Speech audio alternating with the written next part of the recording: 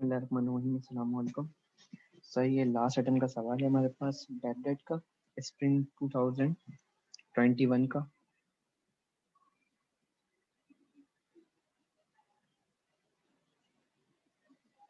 Sir ये सवाल है हमारे पास बैड डेट का। ठीक है, इसमें बोल क्या रहा है सवाल में। सबसे पहले हम लोग इसकी रिक्वायरमेंट पढ़ लेते हैं ताकि उस हिसाब से हम सवाल सॉल्व करें। Prepare the journal entries for the year ended 31 December 2020। Narrations are not required. Sir journal entries बनानी है हमें। कितने नंबर की मांगी थी इसमें? 7 नंबर की। तो इसको हम देखते हैं। सवाल पढ़ना स्टार्ट करते हैं। Following balances are extract from the power mist assault trader 31 December 2020 and 31 December 2019।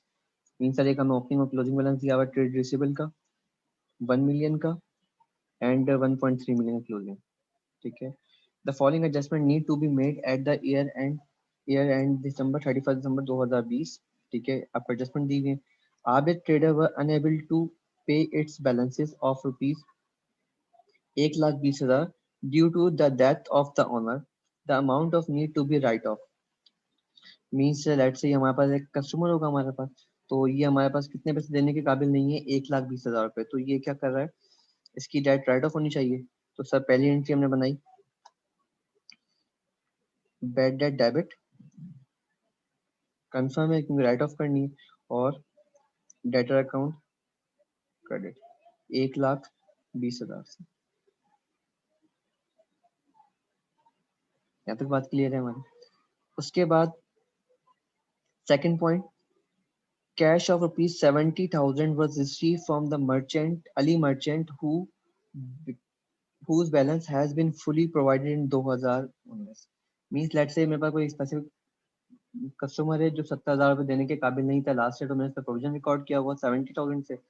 तो लेकिन अब इससे पैसे रिसीव हो गए तो मेरे लिए रिकवरी है। तो अब इसकी एंट्री क्या पास होगी हमारे पास, बैड डेट के अंदर पैसे आए हमारे पास, नीचे पैसे हमें मिल रहे हैं, तो क्या अली मर्चेंट को क्या कर देते हैं, क्रेडिट कर देते हैं, हमारा ट्रेड रिसीवेबल था मेरे लिए। तो second entry Ali merchant debit कर दें, कौन है हमारा डेटा रही।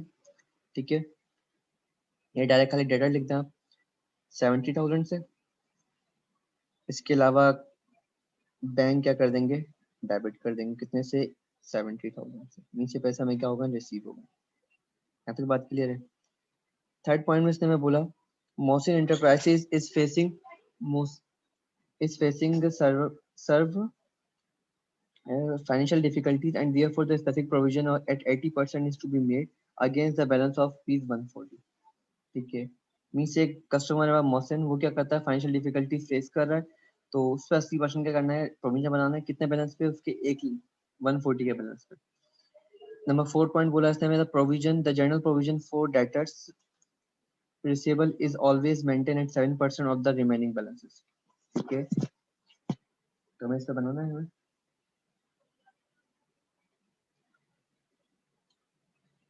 तो सबसे पहले हमें ओपनिंग निकालना है 2019 का बैलेंस। 19 का आ कितना रहा है मेरे पास, 1 मिलियन से। 1 मिलियन में से हमने बोला 70,000 तो वो होंगे जिसपे स्पेसिफिकली लास्ट ईयर बनाया होगा हम लोगों ने। सेकंड पॉइंट से ये स्पेसिफिक प्रोविजन होगा, और एक बन रहा होगा हमारे पास जनरल प्रोविजन, ये स्पेसिफिक है कोई जनरल। अगर 1 मिलियन में से मैं 70,000 माइनस कर दूं, कितने बचे, 970। अच्छा, 70,000 पे ये स्पेसिफिक प्रोविजन कितना लगा रहा है, ये पूरा 100% से। ये पूरा 100% क्या मानता है कि मुझे पैसे नहीं मिलने वाले। तो 70,000 से उसने क्या करा, स्पेसिफिक प्रोविजन बनाया। और अगर मैं 970 को मल्टीप्लाई करूँ कितने परसेंट से, 7% से, तो मुझे जनरल प्रोविजन मिल जाएगा। कितना अमाउंट आ रहा है हमारे पास, 65,100 से प्लस करेंगे तो कितना अमाउंट हो गया हमारे पास, ये 75,000, 70,000 प्लस 65,100, ये आ गया हमारे पास 135,100। ये मेरे कौन सा प्रोविजन है, ये मेरे पास ओपनिंग प्रोविजन आ गया। ठीक है, उसके बाद अगर मैं क्लोजिंग प्रोविजन बनाऊं 2020 का, तो अमाउंट है कितना मेरे पास 1.3 मिलियन।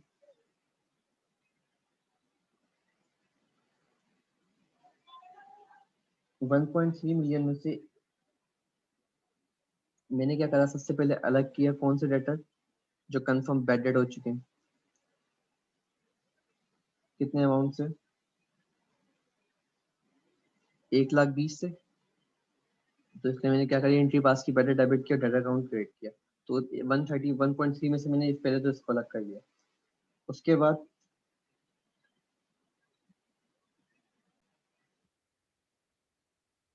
इस 1.3 में हमारे पास एक गुड डेट भी है, इससे पैसे रिसीव हो गए हमारे पास कितना 7,000, तो इसको भी क्या कर दें, अलग कर दें। तो जो अमाउंट बचेगा उसमें से दो चीज बन रही होगी, एक स्पेसिफिक बन रहा होगा हमारे पास। अगर स्पेसिफिक दो तीन होंगे तो दो तीन बन जाएंगे, बाकी जर्नल, बाकी रिमेनिंग कौन सा जर्नल आ जाएगा। अगर मैं 1.3 में से मिलियन में से अगर मैं 120 और 70,000 क्या कर दूं, माइनस कर दूं, तो कितने बचेंगे, ये हमारे पास बच रहा है कोई अमाउंट 1.11 मिलियन। तो उसमें से स्पेसिफिक प्रोविजन कितना बन रहा है मेरे पास, 140 का।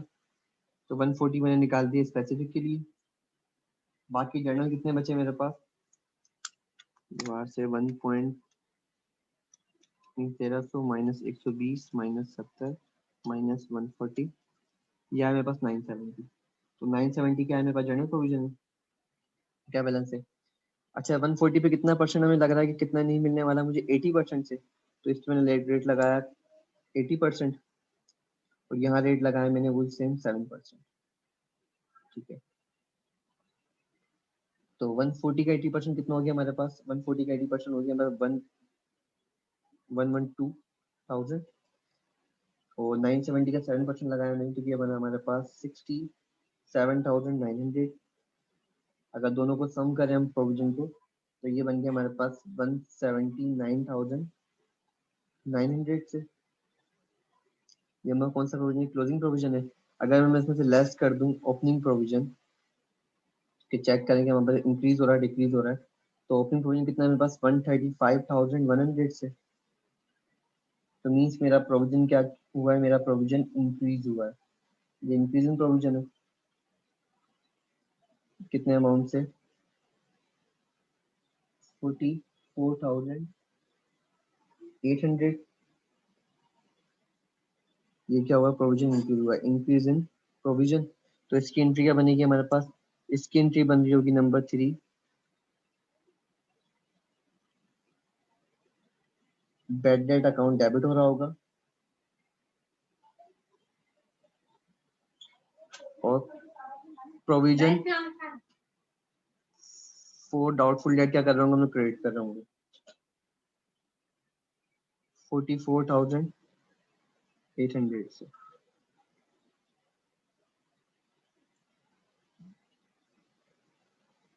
बाकी इस अकाउंट से हम ले जाएंगे उसको कहाँ पे, प्रॉफिट एंड लॉस अकाउंट से। तो ये तीन एंट्री मांगी थी इसने हमसे, 7 नंबर का सवाल था हमारे पास। तो देखिए दोबारा से,